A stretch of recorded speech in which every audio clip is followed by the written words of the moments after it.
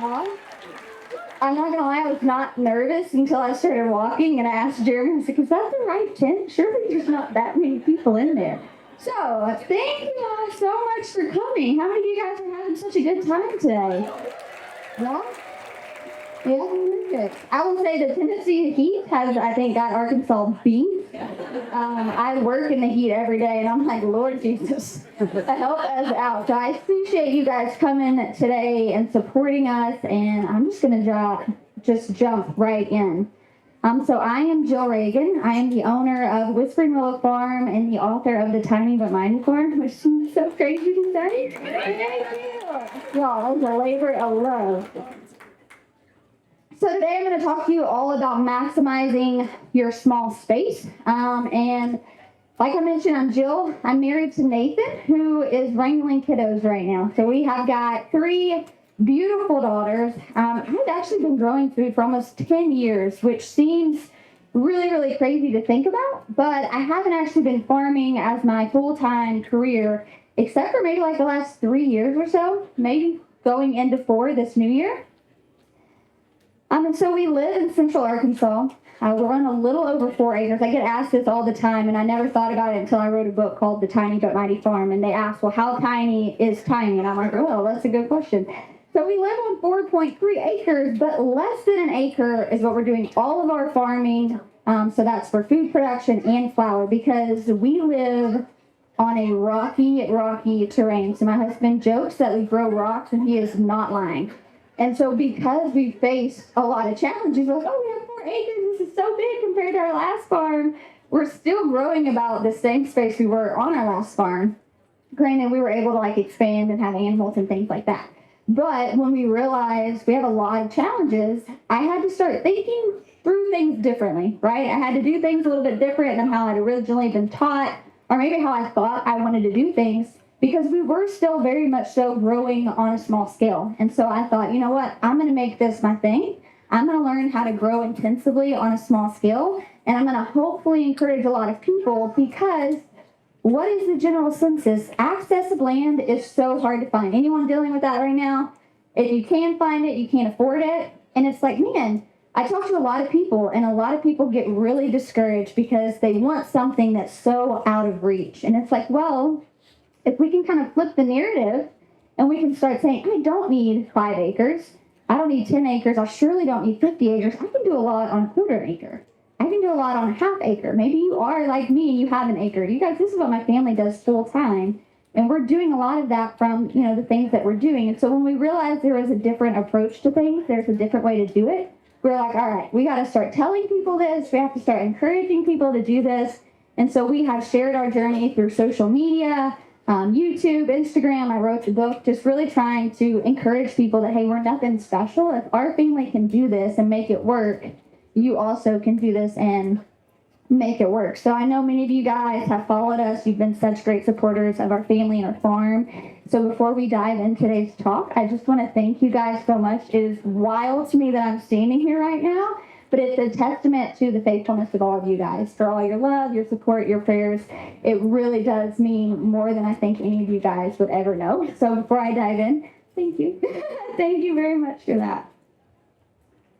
So my main goal, I am going to talk about 3 topics. We're going to cover choosing varieties and crop selection, why that's really important for maximizing a small space. We're going to also talk about trellising and succession planting. But my thing is, I do grow my own food for my family, but also to sell. So we do wholesale models and CSA models. So we're growing for local restaurants. We sell our flowers to a locally sourced grocery store.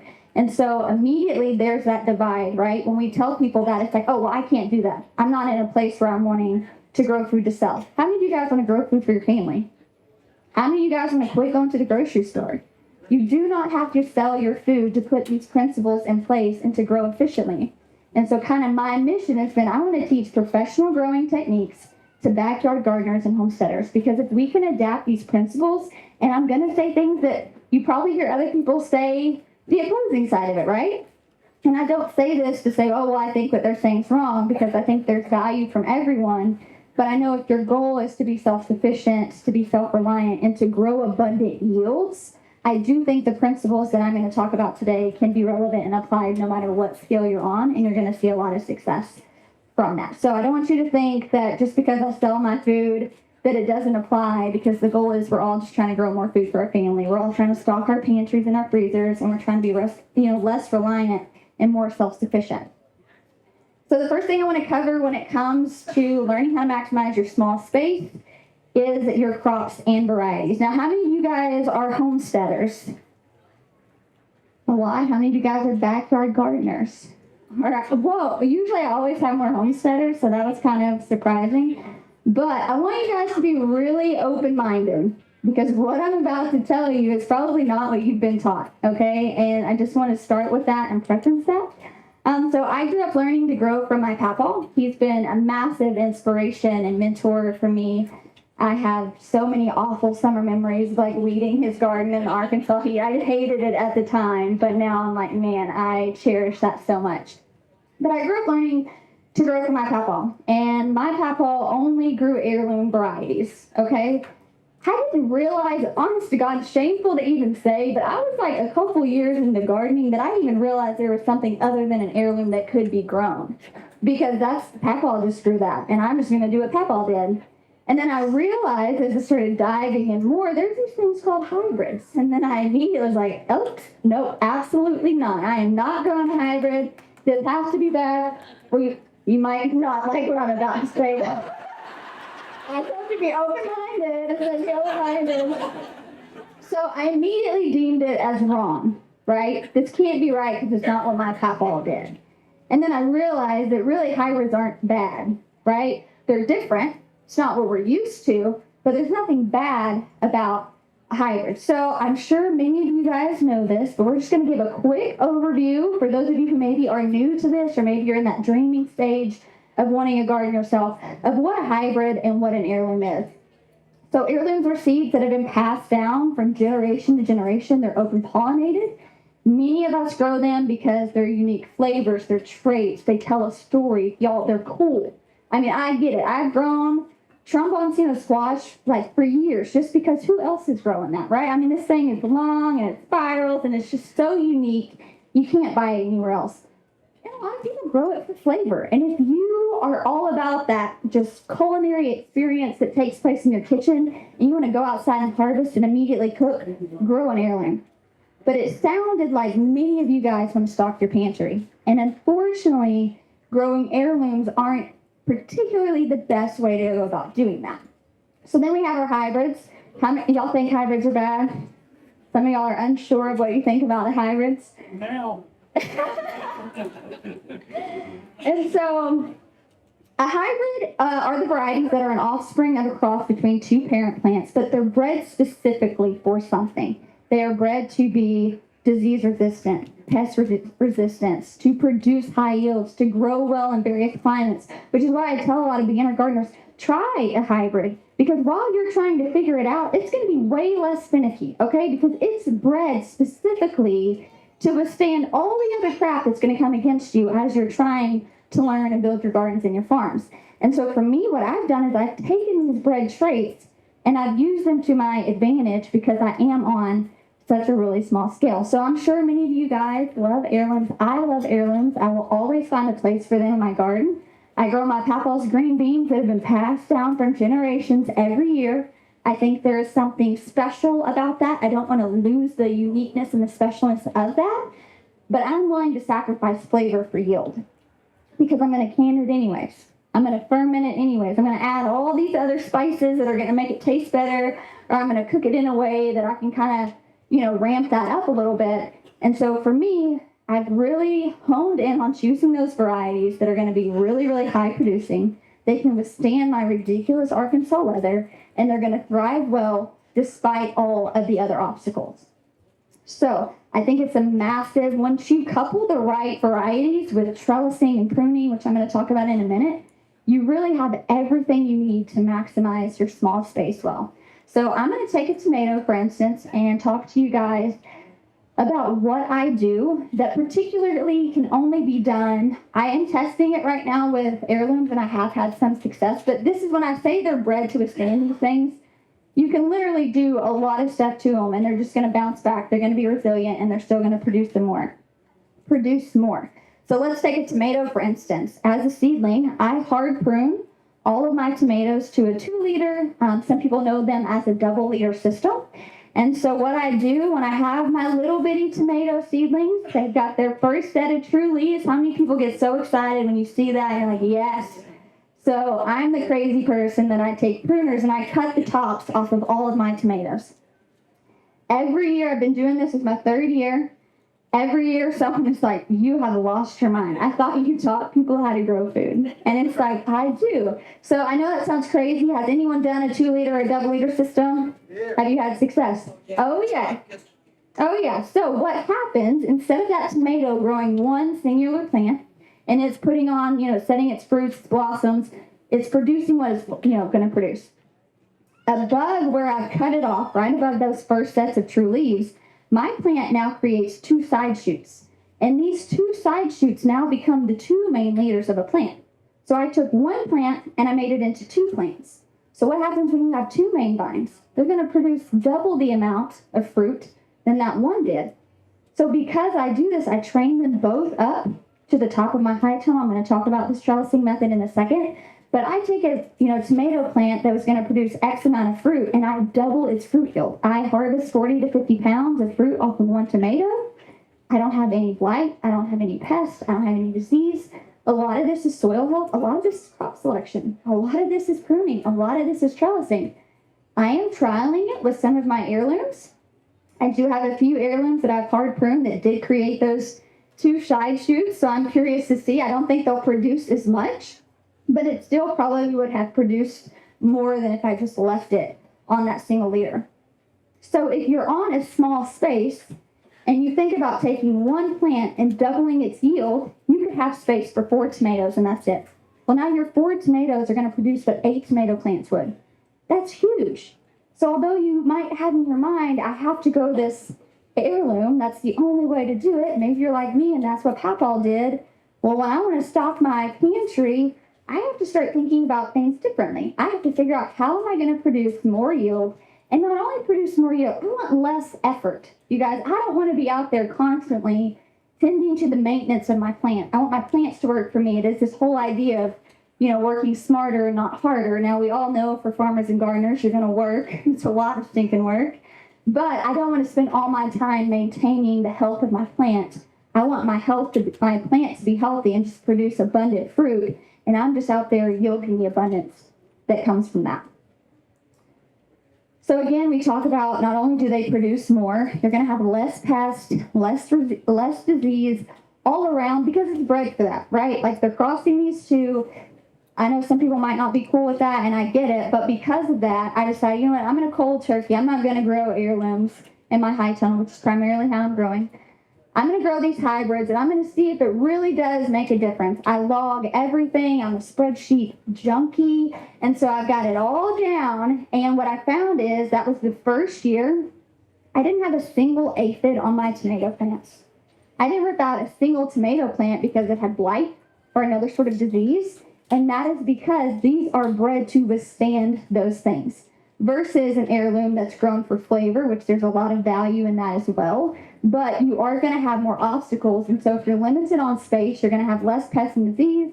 You're just not going to have to worry about it. And it is going to produce more because you can grow less number of plants and produce more food per plant just based off selection. And for those of us that are limited and we're growing in a small space anyways, that really is a big deal.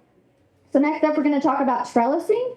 And in my opinion, this is just as important as crop selection because if you implement it correctly, you're really able to utilize your space really, really well. By using a trellising technique, you can increase your crop yields by reducing the amount of soil space needed. And then you open up the opportunity for this really cool thing called interplanting. And that is essentially where you're planting 2 or more varieties that are different in the same bed space. So when you're able to kind of utilize that vertical gardening, which we're going to talk about, that vertical trellising, especially if you're limited on space, you can grow a tomato and other things. You can grow cucumbers and other things, and you're really just able to maximize the bed space. that you have. So again, I want you guys to think about this differently. For me, I have to learn to use my space well. And I mentored under an organic vegetable farmer for 2 years. And that's where I really learned a lot of these principles. And I could see firsthand, oh, wow, this really does make a huge difference. Maybe I should think about things a little bit differently than I have in the past. And so for me, when it comes to trellising, I want something that I can implement myself. I now have the joy of working with my husband. I think it's great. He may not. His honeydew is pretty long.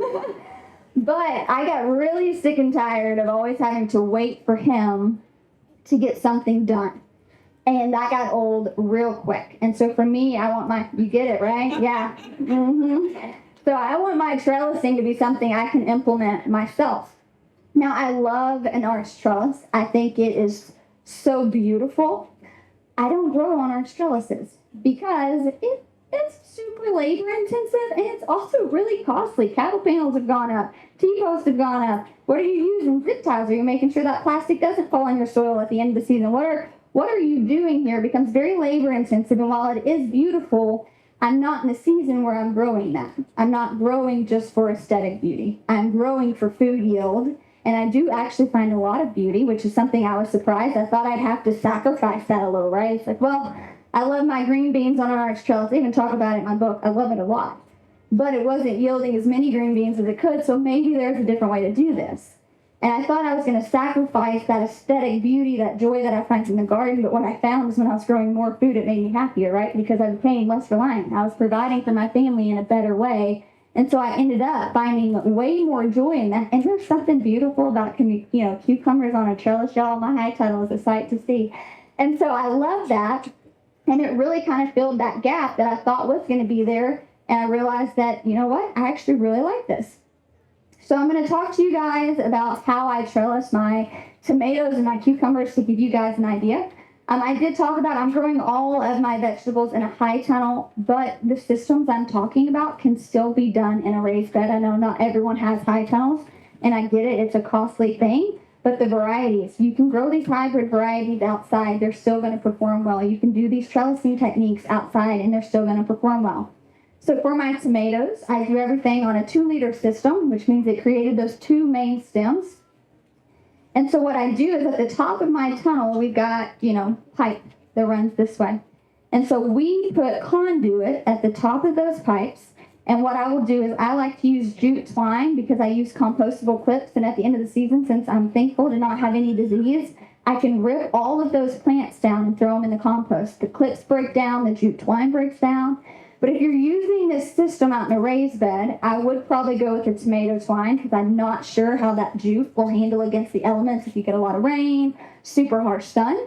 So that is something to be mindful of. I use jute for the composting, but I've got shade cloth on a tunnel so I don't deal with the heat that some of you guys might.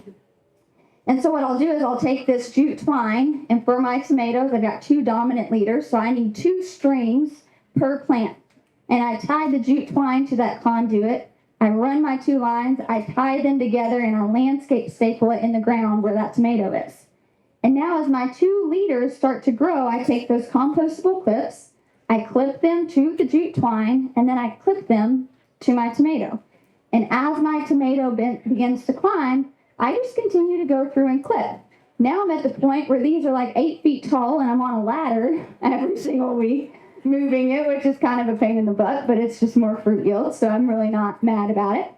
But if you were to implement this outside, wherever you have your tomatoes at, from start to finish, you need a T-post. I do one, either side and one in the middle. I do recommend the taller T-posts. These are going to get pretty tall when you're doing this. You're growing them with indeterminate tomatoes.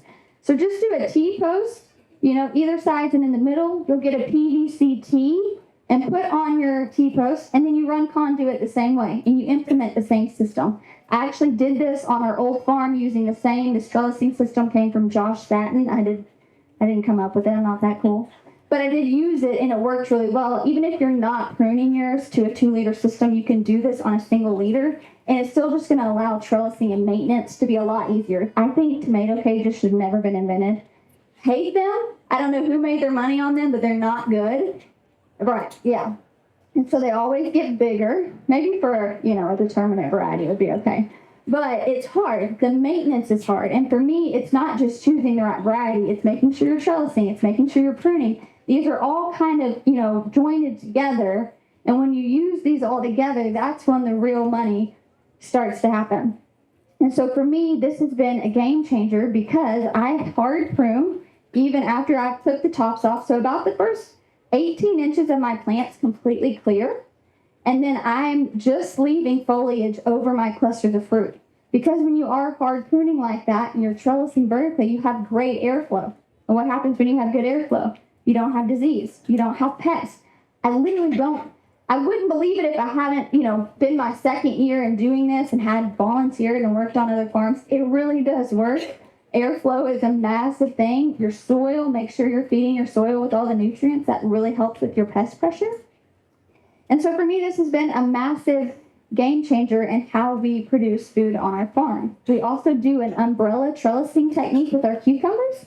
It's essentially the same idea, but since you have your one main stem of your cucumber, you're going to have one string. You're going to make sure that you're clipping your clip to the twine and to the cucumber. And so this will go all the way up to the conduit. It will umbrella and come all the way back down, which makes harvesting amazing. I used to grow my cucumbers on a cattle panel. I put 2 on either side. It was such a mess because what happens is you have to prune your cucumbers, which I didn't know that for a really long time. So just like a tomato puts off a sucker and it will create a whole new plant, guess what? A cucumber does this as well. So when you have it on an arched trellis, all these suckers are creating new plants, and what happens? Your cattle panel is insane, but then because all of that foliage growth, you don't have as many cucumbers and you immediately start dealing with disease. You immediately have issues. I had to rip out my cucumbers all the time because of disease. Never really had pests, but it's because all these suckers spend all this energy on foliar growth and no energy on fruit growth. So little side lesson is on your main stem, because I get asked all the time, how do you prune a cucumber? A lot of people do not know that. So you have your main stem. I always tell people, if you're unaware, start at the bottom and follow it up. And then off of that, it's going to produce a few things. It's going to create your tendril. You're going to have your blossom that turns to fruit. And you're going to have your dominant leaf, which will be dominant. You will tell that that is the primary leaf. And then in between that V, you're going to have a sucker that grows. Every single week, I am pruning this off, because if not, it's going to continue to create an entirely new plant, taking all that energy away from the fruit that's already setting and start redirecting it. Your plant really doesn't know what to do. And by doing this, I have recently been harvesting 30 pounds of cucumbers a day off of 12 cucumber plants. It's insane. And we're just getting started. Like, mine just started producing. So it's like we get some, the restaurant gets some, our pigs get some, right? We're sharing with everybody on the farm. Yes, ma'am? Can you root it?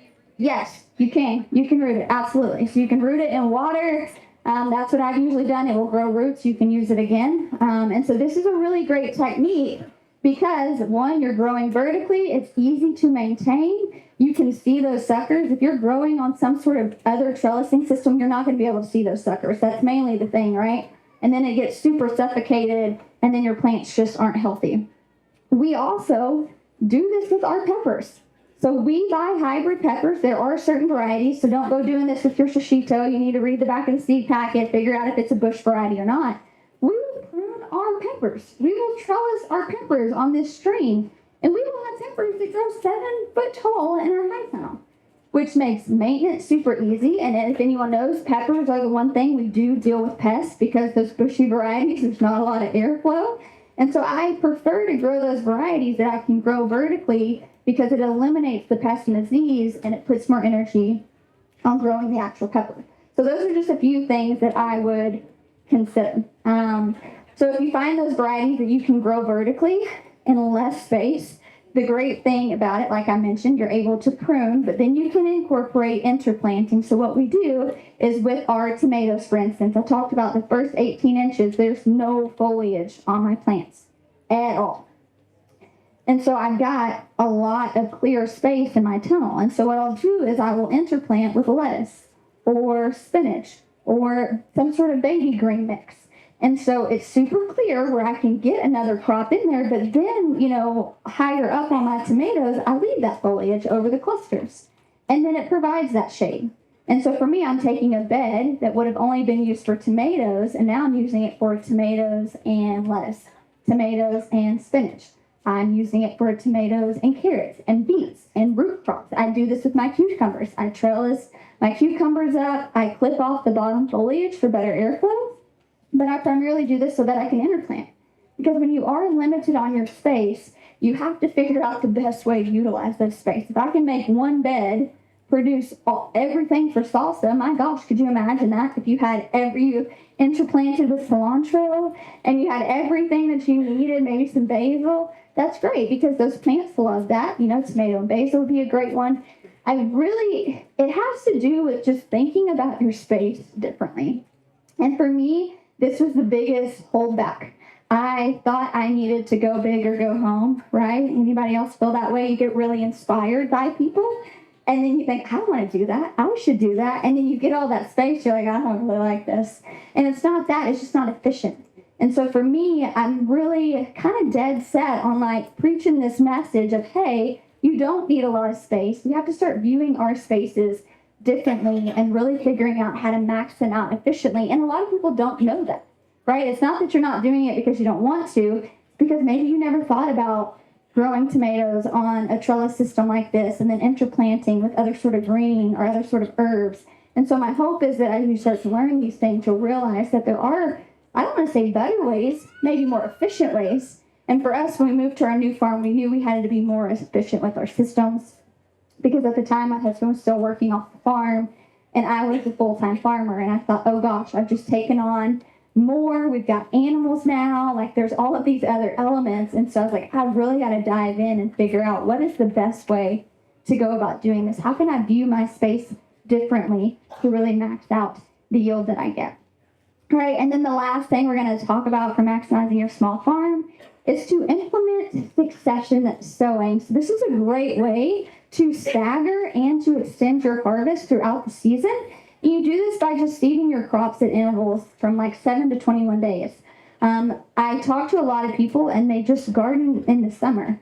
I wish I could give up summer gardening, I'll be honest. I love growing in the winter because it feels so much better, right? You don't deal with half of the pests and disease.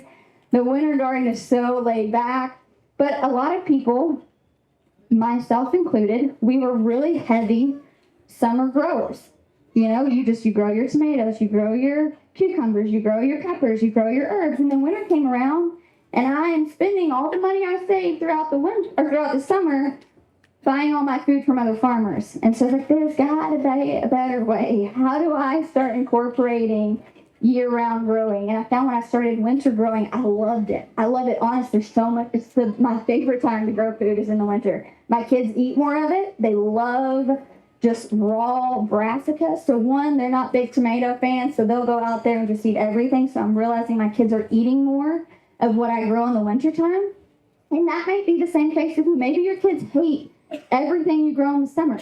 Maybe you don't grow in the summer. Maybe you just take that stress off of yourself and you spend all summer planting cover crops, making sure you're feeding your soils, and then the winter goes around and you start growing all these things that your family really likes. You're not as, the farm's not as demanding. You have more time to preserve those things. Maybe you're fermenting, making sauerkraut. Maybe you're making kimchi. Maybe you're, fermenting broccoli and cauliflower, whatever that might look like for you. And so for me, the way that you're going to year-round grow is to start succession planting your things. And so once you harvest your first crop, you are immediately planting it with your second. Now, succession planting trips everyone up. It was the hardest thing for me to get, and it's shameful. I don't even really know why. But something when you talk about staggering these plantings, and you need to start it so many days before, and you need to prep the bed and cultivate and all this stuff, you immediately get overwhelmed. But the biggest thing is you want to make sure that your second round is out before your first round is done. So let's use cucumbers, for instance. Let's say we're succession planting cucumbers, which we do. We are growing hybrid varieties in a high tunnel, so our cucumbers are putting on fruit very, very quickly. So we want to have our second round of cucumbers planted out in the high tunnel 2 to 3 weeks before we plan on pulling our first one. Now, we're taking out these crops not because they're done, but because I need another round that's a healthier plant. They can still produce, but their volume's going to go down. So instead of, I don't want to sacrifice volume. I want to have food security. So I will rip them up, feed them to our animals, and I'll plant out that second round. But when I plant out the second round, 2 to 3 weeks before the first round's done, I'm never without food. So what happens if we pulled up that first round of cucumbers and then we're direct seeding? Well, that's a 60 days to maturity. So you got 2 months now where you've got to go buy and source cucumbers for someone else. And the whole idea is maxing out your space so that you're not having to go to a farmer's market, a grocery store, source it from someone else. The great thing about this, too, is you can direct seed. I get asked all the time, too, well, I don't have a greenhouse. I can't succession plant. Do you start your seeds? How do you start your seeds? Maybe you have racks in your house with grow lights. You do not at all have to have a greenhouse to be able to grow food year-round. You can buy a rack from Home Depot for $60. You can buy grow lights on the internet and have them shipped to your front door. You can do this very easily and efficiently and offset your cost of the inputs required just in your first yield of food. And so for me, that makes a lot of sense. And so that is something that I always like to encourage people of. You do not have to have greenhouses to be efficient with this method. But if you do want to direct seed, you can direct seed. Say you don't have means and maybe you direct seed your whole garden now. There's nothing wrong with that. It's obviously less labor intensive. I start my seeds because I like to get a head start. And I do like to succession plant. I want my seedling to be of a certain size by the time we transplant it out into the high tunnel. But when you are direct seeding, now you're introducing this really cool thing, right, called crop rotation. And so you're not able to plant those cucumbers in the same place. You're going to have to plant them in a different bed, which you should be doing anything. So making sure that you're rotating beds, you're not always depleting those soils of the same nutrients is huge. I think another reason why we have success on our small farm is because we are emphasizing soil health. Every single week we spray a prebiotic on all of our foliage, and it does so great. It's because it is a prebiotic, I'm not adding too much nitrogen. I'm not adding too much phosphorus. I'm adding to the soil, and it's taking up what the plant needs, and when it doesn't take up. And so we can't over-fertilize. And so for us, I really, you couple all of these things together, and it works really well. So for us, we're succession planting our tomatoes. We do 2 rounds of tomatoes every single year. I'll do a hybrid round and an heirloom in the fall. We do our cucumbers. We do spinach and lettuce. We're starting 360 starts a week of this. We succession plant all of our radish and beets and carrots, which we will direct seed all of those things. When we harvest them, we'll put them in cold storage. And so we're essentially just harvesting all of our root crops. We wash them, tip them, and tail them. So we're cutting the tops off, the tail off. We put them in a plastic bag, add some air ventilation, and we took a deep freeze that we converted into a cooler. And we store them in there, and we'll pull from those. We grow them twice a year, and we have enough to last us all year. And we sell to a restaurant weekly carrots, radish, and beets. So for us, it's not like it's super labor intensive too. A lot of times we think, well, to maximize a small farm and to do this succession planting, it's going to require a lot out of me. It's going to require your brain on the front end to figure out how to maximize your successions in your space, but you're going to spend less time. I spend less time maintaining my garden now than I ever have. It's actually the first time I'm not growing vegetables out in like a raised bed garden since I started gardening. That to me is wild. And people are like, well, don't you miss it? No. I got a shade cloth on my tunnel. It's about 15 degrees cooler in there. My plants work for me instead of the other way around. I have more joy. I spend more time with my family because I'm spending less time maintaining my plants. My plants are working for me. Going back to that work smarter, not harder. I'm actually really business-minded, very numbers-minded. And when I started thinking about how much time I was spending in the garden maintaining my plants, I realized we weren't saving any money. It was costing me a lot of money. Again, that doesn't make sense. This has to work for me, has to work for my family, and hopefully it will work for you guys as well to start incorporating some of these things. One thing I have been doing for the last, maybe 6 or 7 months, I have been using a planting calendar, and that has been a game changer. If you guys are interested in that, I can tell you the app that I use. And you go in and you put in your frost date, you put in if you're wanting to direct seed them or you're wanting to transplant them, and it figures out everything for you. It'll even tell you this is when you need to cultivate your bed, this is when you need to start your seeds, this is when you need to transplant, harvest, and it does that. So if the idea of figuring out your own successions is confusing to you, I have actually completely switched to this just because we are growing a lot of different crops. So it wasn't that I was getting confused by how it worked. It was just so many different things. And then it gives me a task list and tells me. And so that has been really helpful if you're wanting to start incorporating succession sowing to really max out your space. I think that it would be very, very beneficial. But I am going to open this up for Q&A. I know I talked a lot and threw a lot of things out at you guys, but one thing I really just want you guys to hear, I know when Nathan and I were in the season of finding our farm, I spent a lot of time feeling really discouraged because we went and looked at land and our offers got rejected, right? And the land that we wanted, maybe we couldn't afford. And it was just like I felt so limited by what I didn't have. And that kept me in a really, really bad mental space. And what I realized is that I get to control how I think and how I react to something, right? And so I told myself, I'm not going to be limited by what I don't have. Instead, I'm going to focus all my energy on maximizing what I do. So I know many of you guys are probably in the dreaming stage. Maybe some of you are in the suburbs. Maybe some of you guys are growing in containers on your patio. Don't be discouraged because you don't have all the land or you don't have all the animals. There's a lot that comes with that. There's a lot of inputs to keep up with that much. And so maybe just say, you know what, for this season, I'm going to really embrace the space that I'm in. I'm going to really figure out how do I maximize these containers? How do I maximize these 2 4x4 raised beds? How do I maximize this one small greenhouse? And when you shift your mind to a place of being joyful, your whole outlook changes. So what I thought I was depriving myself of, right? No more arch trellises for Jill. I thought I was depriving myself of something, but I found so much more joy in something else. And it really wasn't the food that I was growing. It was my outlook and how I was looking at it all. So I hope that encourages you guys. Be encouraged by where you are. But I am going to open this up to Q&A for a few more minutes. If anyone has any questions. Yes, sir.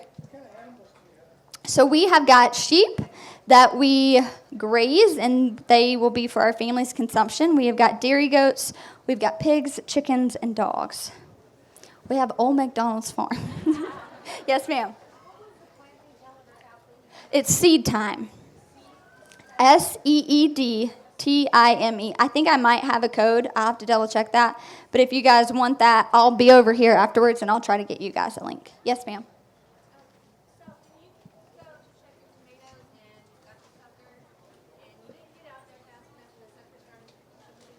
You take that thing off. So she asked, what happens if your sucker goes too far? There's nothing more joyful for me than to go out there and cut it off. It's not going to do anything. You are just, that plant's immediately going to redirect its energy. Another thing, too, if you're going to the store, maybe you don't buy or start your own seeds. I used to always think you need to buy the one that's setting fruit. Anyone else? Like, I want it to be 2 steps ahead of everyone else because I want to be the first one to have. Do not get those. I actually go to the store and pinch those off because that's not good. And so I'm like, you about to not do that. It's not time for that yet. And so it is, no matter what size it's at, make sure you go in and prune it off. That way it's just redirecting energy where it needs to go. Yes, sir. We have a well. Yes, so we do a well and drip irrigation. In my seed starting tunnel, we have automated misters overhead, which I know a lot of people say don't overhead water. We have a lot of success with that. And so we do have shade cloth. We have good airflow. All of these things, you'll notice it's not just one component. It's when you put all the right components together that you start to really see success. So in our seed starting tunnel, our misters go off twice a day, morning and evening, avoiding that harsh sun. And then in our high tunnel, we have drip irrigation that goes off automatically twice a day this time of year, 1 time a day in the wintertime. And we also put our prebiotic in an injector. So we have our injector hooked up to our drip irrigation. That way, if I don't feel like going out there and spraying, it'll automatically inject into the drip. The well was already here, yeah. When we had to replace the pump, like it quit working for a minute, which was scary when that's like feeds all of our animals and our food. And so that's another thing too, is like finding people that work on wells. I guess that's not as common as it used to be. So we had some challenges with that, but we got it up and running and it's been doing great. Oh, AgriGrow. Uh-huh. Yes, ma'am.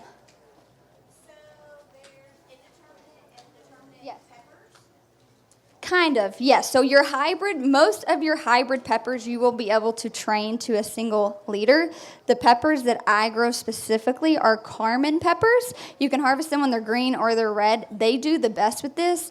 Johnny Seeds is my go-to. I'm not sponsored or affiliated with them. They just have really good seeds. My germination, that's another thing too. You're going to find better germination. And so for me, that's making things more efficient. If I'm not having to go back in and restart seeds, that makes a really big difference. So the Carmen peppers are great, but you'll be able to tell. It'll say like a shishito will say it's a bushy variety, right? And so most, especially on Johnny's website, they have growing information, and it will tell you can be trellised. And so those are just the things to look for. And that's another thing, too. When you're going through that seed catalog, make sure you have a way to trellis these things. I am the first to say I get really overtaken with seeds. I want to buy all the things. Nathan has to really rein me in, but that's the thing I consider. How am I going to trellis this? What am I going to do for preservation for this? And if you don't know what you're going to do all the way through, maybe choose a different variety.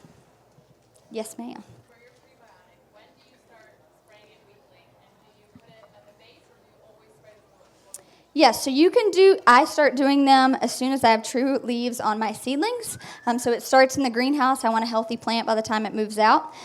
There's like a 60-30 window. So if your temperature, I'm going to totally screw this up, but like for me in the high tunnel, the temperature and the humidity can't be over a certain amount for me to spray it on the foliage. And so either early in the morning I can go out and do it, but usually I just apply it to the base at a soil level, or if you have drip irrigation, you can inject it into your drip that's going to feed it at a soil level too. Yes, ma'am. I do. So I have a list of them in my book, but I also do a ton of videos. I have a video on YouTube that goes over what vegetables I would grow. Majority of them are hybrids and why I enjoy them. And so, yes, you'll be able to find that stuff somewhere. Yes, ma'am. Okay, it's probably a real silly question. Okay. My mind thinks. You're saying prebiotic, not probiotic. Prebiotic, yes. Okay, now, hear me out. Laughing aloud. No. I make yogurt, Okay. and I have the whey. Okay. Is the whey prebiotic? I don't know that you would put that on your soil. Has anyone experienced that, putting whey on your soil? Okay, she said she hasn't done it, but she heard people have. If you have an excess, I might try to do a quick Google search on that. I love your ambition. There's no way I would make enough yogurt to be able to make that happen. Yeah, so you might be able to do that. Yes, sir. I have heard that too. We are limited. We just became certified naturally grown, which is great. This is something we've been working on. We have a lot of regulations on what we can and can't. And so the prebiotic fertilizer that we're using is one of the only ones that we are approved through our certification. Yes, ma'am. Can you talk about the tunnel system? Like, how much does that cost? Yeah. So we have a tunnel. We have a few. My seed starting tunnel is a 14 by 36. I've got a current 20 by 50, and we're putting up a 20 by 68. So we have a lot. My existing tunnel I grow in now was on our property when we bought it, so we were very, very fortunate about that. My new tunnel I'm getting from Bootstrap Farmer, but I was talking to someone about this earlier, there are grants you can get through the NRCS. And so we were told recently that, I know I should probably rack it up. We were told recently that not enough people are applying for these grants, but essentially you go to your local extension office, tell them you want to apply for the NRCS grant. They'll help you walk through the paperwork, and they don't pay all of it, but they pay a percentage. And so for us, we don't do that. We do buy ours outright. They are pricey. We're actually doing something right now, our 20 by 68 with all the bells and whistles. We have a lot. We have insect netting on our sidewalls so that none of our pests are getting in. We're also growing hybrid varieties that are self-pollinating. They're self-fertile. They don't need that male and female to make that happen. And so we've got all the bells and whistles, and it's about $20,000. But we are doing a video on how we are paying this off and how long it would take you to pay off that investment, because I don't think enough people talk about the money side of it, right? It's like, oh, yeah, just put up a tunnel. It's like, all right, well, I had to get a restaurant account. Had to figure out how am I going to sell this to make that worth it. And that's a large tunnel. You can grow in a very small tunnel a few raised beds and still see a lot of success. Yes, ma'am. Yes, so I have several friends who have applied for it. And my friend Sean at Mindful Farmer does a lot. So he builds tunnels, and he works with the NRCS to build tunnels. So he might be a good resource for you guys to look at. Oh, really? I got accepted, and I was having June, and I was like, I can't. There are guidelines. You have to have it up by a certain time, and so I was giving birth to him. It is by state. Yeah. Okay.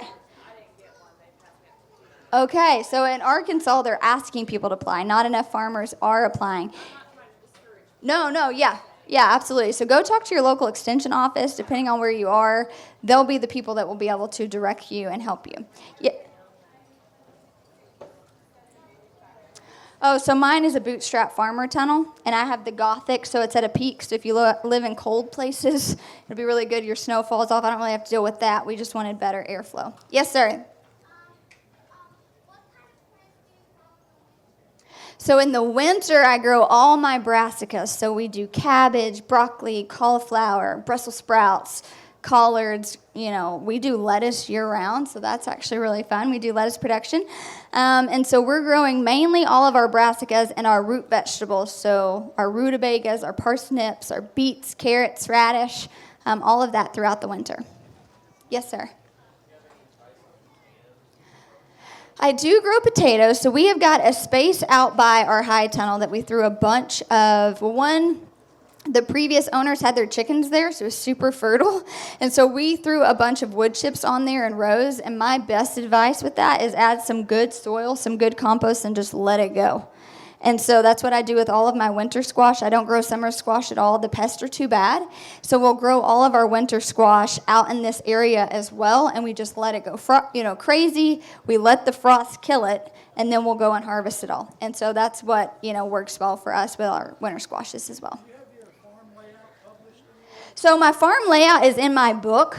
And so if you've seen my book, it's on one. I've sold out. Thank you, guys. I appreciate that so much. But we should probably list that on the website so that people could kind of see what it looks like. Yes, ma'am. When you say you rip out your old plants, and then you're already planting your other tools, do you put them at the ground level, or do you Yeah. put them out? Because where we are, we have a lot of clay. Mm-hmm. And I'm thinking that the roots would maybe aerate the soil. Yes. And compost the soil that would help them in. I don't know. Yeah, absolutely. That's a good point. I don't actually recommend ripping out because you're disturbing the soil and all the goodness that's happening on. So make sure you cut it at the base level. Yeah, and it will all decompose. And usually when I'm planting my tomatoes, I'm planting offsetting where the roots were still there because those bigger things are not going to break down in that one season. So I'll notice that there's bigger clumps, or with some of my brassicas who have big woody stalks. So I'll just plant in between those, and then by the time I start back, those have composted down. Yes. Yes, ma'am.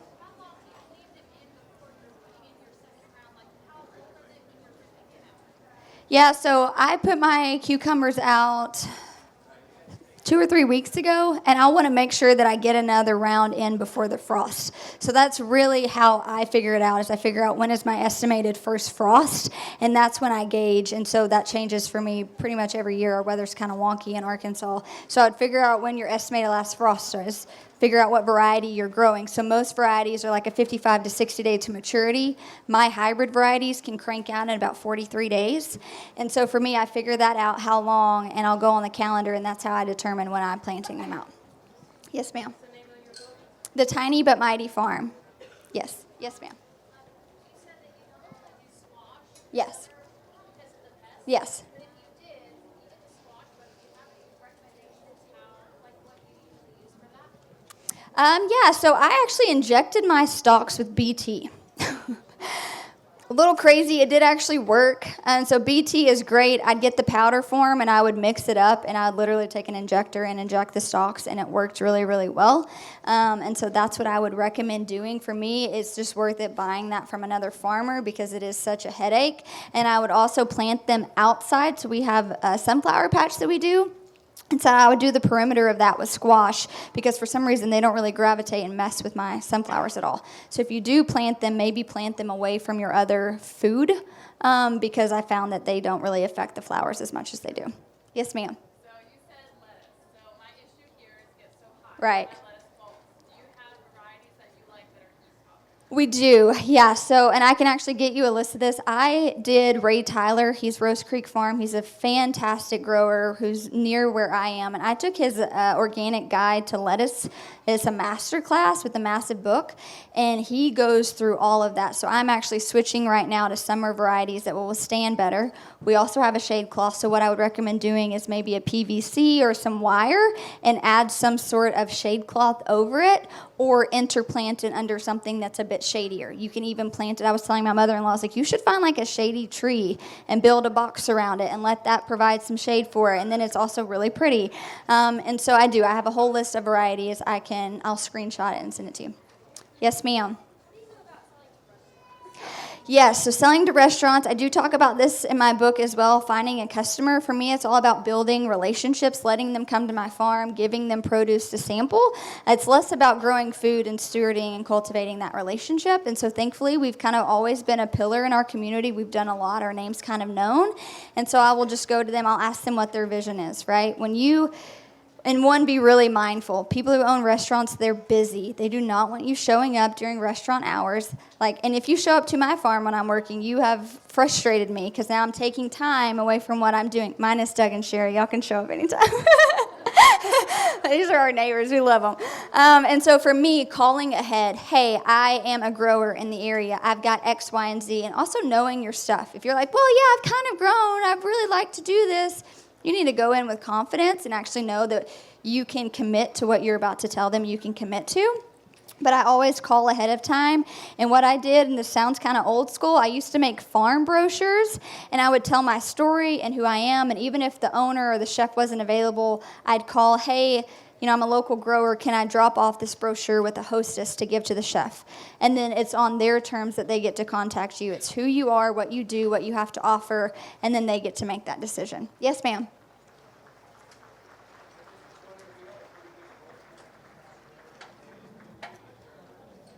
Oh gosh, not that cold. Like single digits, and our winter doesn't happen until late February. And we'll get crazy snow, but it's nothing super, super harsh. We do row cover though, and so we'll do several layers of row cover because for us, things just aren't used to it. But row cover would be great, or growing those things that can withstand a frost. That's why I tell people grow things within their appropriate seasons, and you don't really have to worry about that. Most of those winter vegetables, when it frosts, they just taste better. It's not going to kill them. You might have to peel out a couple layers of leaves on your cabbage, but most of the time they'll be pretty good. Yes, ma'am. Oh, it's Seed Time, SEEDTIME. Okay, I think I'm out of time. So thank you all so much. I appreciate you guys for coming out and listening to me today.